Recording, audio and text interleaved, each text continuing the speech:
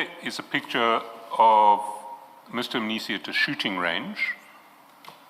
And did you take Mr. Mnisi shooting on that day? I confirm.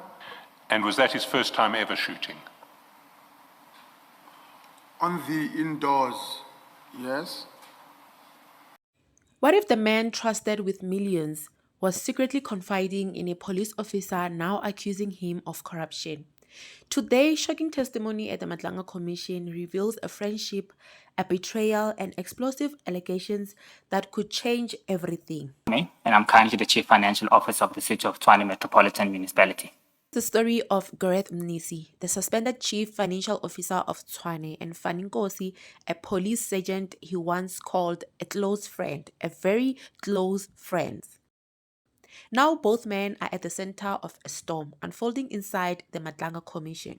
Gareth Mnisi told the commission that his friendship or relationship with Nkosi didn't start with politics or tenders, it started with pain. He described going through a hostile and deeply emotional divorce, a time where he says he felt broken. And during the time, one person listened, and that was Sergeant Fannie Nkosi. He said he found him to be a good listener, someone he could trust, someone who would not betray his confidence. What is the nature and extent of your relationship with Sergeant Fannie Nkosi, and when and how did it commence? Chairperson, thank you very much. At paragraph 2.3, paragraph 15, I confirm that I regard Sergeant Nkosi as a close personal friend of mine. Our relationship did develop over a period of time. As our friendship developed, we found ourselves socializing regularly. We also shared certain interests and hobbies share of common nature, such as biking, sports shooting, and of course, an appreciation for good food. Chairperson, in short, our friendship was based on compatibility and common interests. I first met Sergeant Nkosi through a mutual acquaintance, better known as Mr. Spiyo Mashile. At the time of our introduction, Sergeant Nkosi arrived on a motorbike, which immediately, of course, drew my attention and piqued my interest as a result of my own interest in biking. We after this met up occasionally, then later on, to a point of seeing each other on a regular basis. Chairperson, simply put, we became good friends. But what started as trust would soon turn into something far more serious. Because inside the commission, Nkosi made explosive claims. He has allegedly implicated Mnisi in tender region. And suddenly, that close friendship is no longer just personal. It's now part of a major investigation that is going on right now. One of the biggest shocks is WhatsApp messages. According to reports from SABC News, conversations between Mnisi and Nkosi became key evidence at the inquiry. Messages that could reveal what was really happening behind the scenes. Were these just conversations between very close friends or something more serious? Taking the stand, Mnisi pushed back. He didn't deny knowing Nkosi. In fact, he admitted they were very close friends. But he framed the relationship differently, as emotional support during one of the hardest times of his life.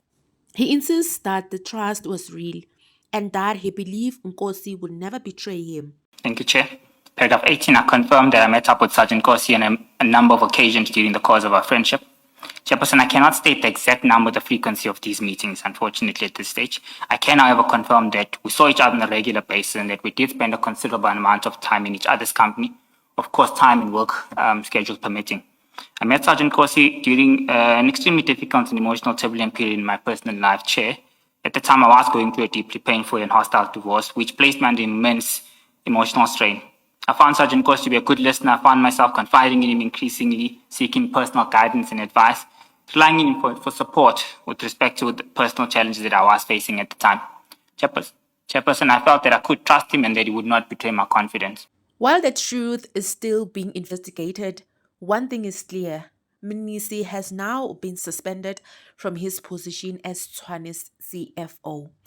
And the Madlanga Commission continues to dig deeper into the allegations, the messages, and the relationship that now raises more questions than answers. And please note that everything said in this video is based on public reports and allegations. Everyone mentioned in this video is innocent until proven guilty in a court of law.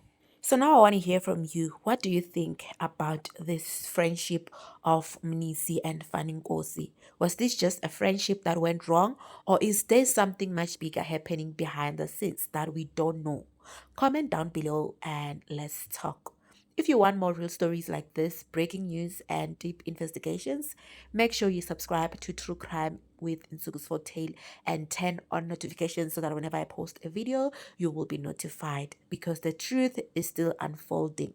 And this is True Crime with Nsuku's Tale. See you on the next case.